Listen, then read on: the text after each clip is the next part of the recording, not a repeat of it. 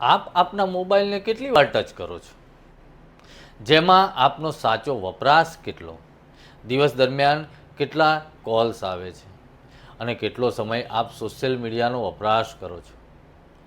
Mobile વપરાશની ક્રિયા આપણા જીવનમાં એટલી સામાન્ય થઈ ચૂકી છે કે આપણને ખબર જ નથી કે આનાથી એક ગંભીર બીમારી થઈ શકે. નમસ્કાર દોસ્તો, પ્રોજેક્ટ પરમના પ્લેટફોર્મ પરથી હું પરાગ રાવલ. એક રિસર્ચ પ્રમાણે કોવિડ પછી ભારતીય નાગરિકોમાં સ્ક્રીન ટાઈમ સરેરાશ 7 કલાકનો રહેલો છે અને 2024ના એક રિપોર્ટ પ્રમાણે 8 કલાકથી વધુનો છે. રિપોર્ટ પ્રમાણે 82% કિશોર વયના બાળકો મોબાઈલ વાપરે છે, જેમાંથી 73% બાળકો સોશિયલ મીડિયામાં પ્રવૃત્ત છે.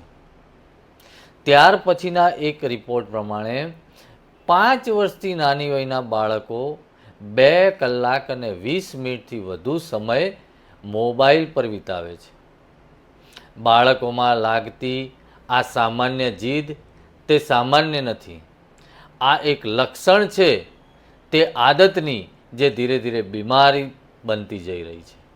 મોબાઈલ એક ઉપકરણ નહીં, હવે તે એક નશા જેવું બનતું જઈ રહ્યું છે અને આપણા વાસ્તવિક જીવનને પ્રભાવિત કરી રહ્યું છે. અમુક વ્યક્તિઓ પાસે જો મોબાઈલ લઈ લેવામાં આવે તો તે ગુસ્સે થઈ જાય છે અને તણાવ પણ અનુભવે છે. એનો મતલબ એવો થયો કે આપ મોબાઈલ અને સોશિયલ મીડિયાના વ્યસની થઈ રહ્યા છો, જેની અસર આપણા સામાન્ય જીવન પર, નોકરી ધંધા પર અને અભ્યાસ પર થઈ રહી છે. મિત્રો, વ્યસન શબ્દ આવે એટલે લગભગ કોઈ વ્યક્તિ સ્વીકારવા તૈયાર નથી હોતો. પરંતુ જો આપ દિવસ દરમિયાન અડધો કલાકથી વધુ સમય સોશિયલ મીડિયા પર વિતાવો છો તો આપ સોશિયલ મીડિયાના વ્યસની થઈ રહ્યા છો. તે સ્વીકારવું જ રહ્યું. અને આ ગંભીર બીમારી આપ પર વધુ હાવી ન થાય તેની સાવચેતી રાખવી જ રહી. આ ગંભીર બીમારી આપના બાળક સુધી ન પહોંચે તે ખાસ ધ્યાન રાખવું રહ્યું. જો આપ બાળકને ફાલતુ સમયમાં મોબાઈલ વાપરવા આપો છો તો સાવધાન, આપનું બાળક પણ સોશિયલ મીડિયાનું વ્યસની બની રહ્યું છે. શું છે આ બીમારી? સામાન્ય લગતી આ આદત ગંભીર બીમારી કેવી રીતે બને છે?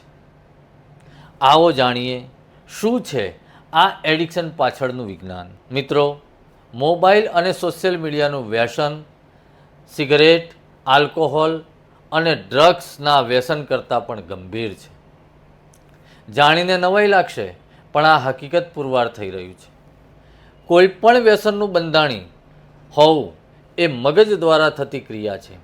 આપણા મગજમાં ડોપામિન રિલીઝ થાય છે અને એટલા સમય માટે આપણને ખુશી અનુભવાય છે. પરંતુ ડોપામિનનું સાચું કામ મોટિવેશન અને રિવોર્ડનું છે, એટલે કે ઇનામનું છે.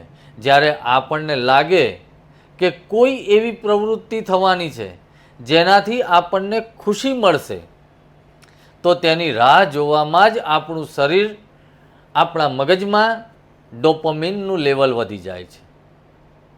જેમ કે આપ ઘરે બેઠા છો અને તમારા પપ્પા ઓફિસથી ઘરે આવી એકદમ તમારા મનપસંદ સ્થળે ફરવા જવાનું કહે તો તે જ સમયે તમને ખુશીનો અનુભવ થશે.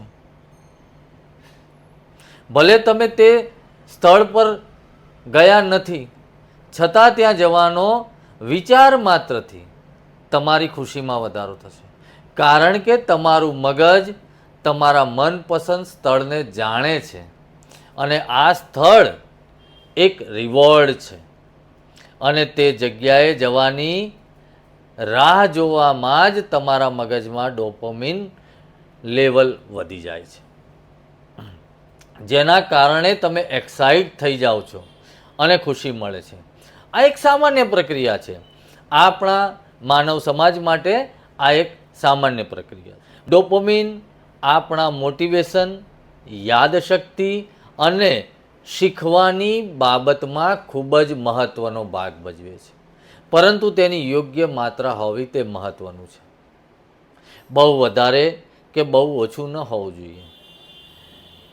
હવે તકલીફ ત્યાં પડે છે કે જ્યારે તમે તમારા મનપસંદ સ્થળેથી પાછા ફરો છો, તમને રિવોર્ડ મળી ગયો, ત્યાર પછી તમારું મગજ ડોપામિન એકદમ ઓછું કરી નાખશે.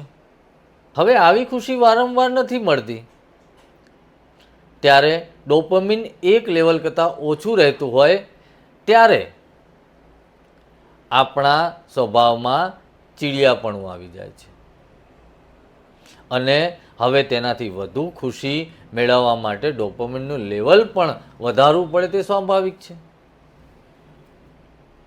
બીજી એક વાત કરીએ કે તમારે સમજી લો કે તમારે ધોરણ 10ની બોર્ડની પરીક્ષામાં ખૂબ સારું પરિણામ આવ્યું, તો તમને અને તમારા પરિવારને ખુશી થશે. તમારા પિતાશ્રી મીઠાઈ વહેંચશે, બીજા દિવસે પણ પરિવારમાં ખુશીનું જ વાતાવરણ હશે, મીઠાઈ વેચાશે. શું મીઠાઈ રોજ વેચાશે? શું 5-6 દિવસ પછી તે જ ખુશી રહેશે જે પહેલા દિવસે હતી? આ જ વસ્તુ આપ નવી ગાડી કે કોઈ વસ્તુ લાવ્યા જેનાથી તમને ખુશી મળશે, પરંતુ તે ખુશી કાયમ રહેશે નહીં. જો કાયમ રાખવી હોય તો તેનાથી વધુ અને કંઈક નવી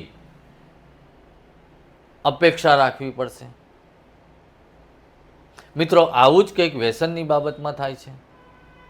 કોઈ વ્યક્તિ આલ્કોહોલ કે અન્ય વ્યસનનો બંધાણી થાય છે ત્યારે નશો કરવા માટે સમય સાથે તેની માત્રામાં પણ વધારો કરવો પડે છે.